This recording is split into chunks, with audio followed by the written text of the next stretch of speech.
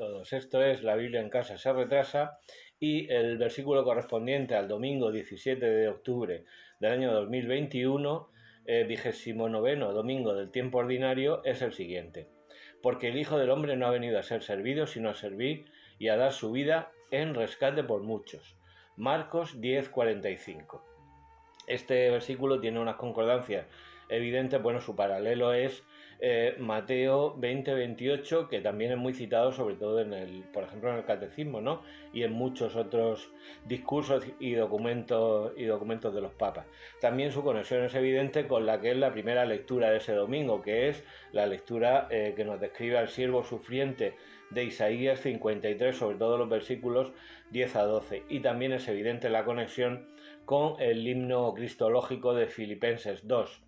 Hay muchas cuestiones. La primera, Jesús se refiere a sí mismo como el Hijo del Hombre que es revestido de poder, que viene del capítulo 7 de Daniel, de la visión de Daniel, y que es ese que ha sido revestido de todo el poder y que sin embargo hace hincapié en que ese Hijo del Hombre no ha venido a ser servido sino a servir. Ese Hijo del Hombre revestido de majestad ha venido a ser la máxima expresión de ese servicio, y la máxima expresión de ese servicio es el dar la vida. Esta cuestión nos introduce ya en el misterio de la redención, que como es un misterio yo no te lo voy a explicar. Porque claro, nos habla de, bueno, yo ni nadie te lo puede explicar, porque la definición de misterio es esa, pero sí que puede aclararnos muchas cosas. Por ejemplo, todo el paralelismo que hace la Biblia en general entre el pecado y dos cuestiones: la enfermedad y la esclavitud. Por eso este versículo dice que el Señor nos da la vida en rescate. El rescate, la redención, es decir, sacar de la esclavitud a alguien. La esclavitud del pecado nos remite al sacrificio del Cordero. Jesús es el Cordero, es el Cordero Pascual, al igual que es el siervo sufriente de Isaías. Luego dirá Juan el Bautista: ahí va el Cordero de Dios que quita el pecado del mundo. Pero aunque yo no te pueda explicar el misterio de la redención, porque ni puedo ni podría, sí que nos da el Señor una lección de vida. Es decir, su entrega, su sacrificio nos dice una cosa: que solamente el supremo bien, es decir, el sin pecado, ese Cordero sin defecto, ese sin pecado, puede vencer al supremo mal, que es la muerte. El mal y la muerte vienen por el pecado.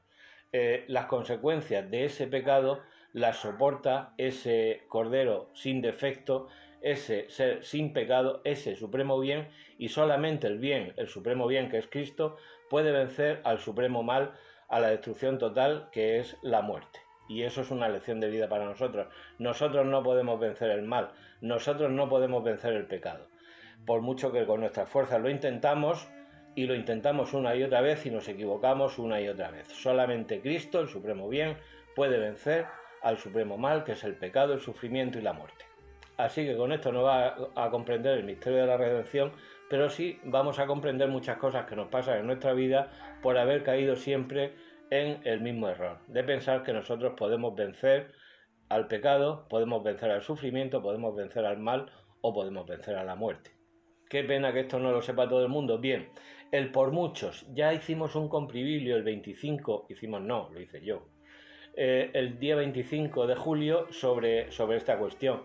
Recuerdo varias cosas que dije. Por ejemplo, una explicación que da el entonces Papa Benedicto XVI en una carta dirigida al cardenal Zollitsch, que era, me parece, el presidente de la Conferencia Episcopal Alemana, ante la reticencia de muchos obispos y de muchos sacerdotes alemanes, y no solo de Alemania, a sustituir, porque la fórmula litúrgica es: esta es mi sangre, sangre de la nueva alianza, que será derramada por vosotros y por todos los hombres para el perdón de los pecados. La sustitución consiste, como sabes, en: esta es mi sangre, sangre de la alianza nueva y eterna, que será derramada por vosotros y por muchos para el perdón de los pecados.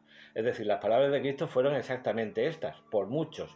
Y luego en la consagración, en el relato de la consagración, también lo va a reiterar. ¿Por qué dice esto? Bueno, Ratzinger, entonces ya Benedicto XVI, nos recuerda que es precisamente la primera lectura de ese domingo, lo que dice Isaías 53 en la glosa que hace, en la descripción que hace, perdón, del siervo sufriente. Bien, hay otra explicación que en arameo la palabra muchos también puede significar todos. Y también hay otras explicaciones más teológicas, como por ejemplo, la encarnación es por todos, pero los frutos de la pasión pues son solo para aquellos que los quieran aceptar y donde interviene también la libertad humana.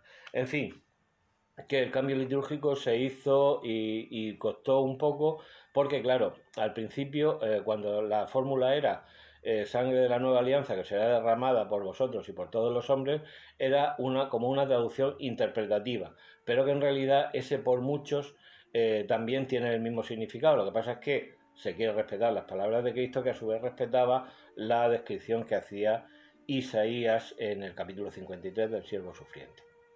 Es más, el propio Benedicto XVI, si os lo pondremos, en Jesús de Nazaret, la primera parte de su libro Jesús de Nazaret asume la traducción esta de por todos, que probablemente era la litúrgica en el momento en que él lo escribió.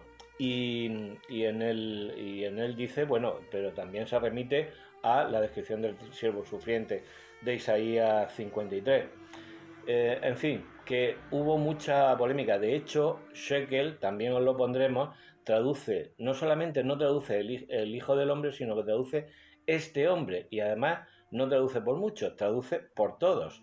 Por lo menos en la edición de 1997 y creo que la siguió manteniendo en las siguientes. Bueno, esto de la esclavitud con el diablo ya tiene una larga tradición. Aquí está el Fausto de Goethe, que es el que le vende su alma al diablo. Es un relato que tiene raíces en el siglo XV o por ahí y que ha dado lugar a otras obras, no solamente esta de Fausto. Esta edición está muy bien porque es la traducción de José María Valverde para Editorial Planeta. También está el Fausto de Christopher Marlowe, de Nicolaus Lenau. Hay una novela que se llama Doctor Faustus de Thomas Mann, pero esa más bien de música. Y la última escena del Fausto de Goethe es la que puso la última parte de la Sinfonía número 8 de Gustav Mahler, la Sinfonía de los 1000. Así que ya tienes trabajo. Adelante con la Biblia y con todo lo demás.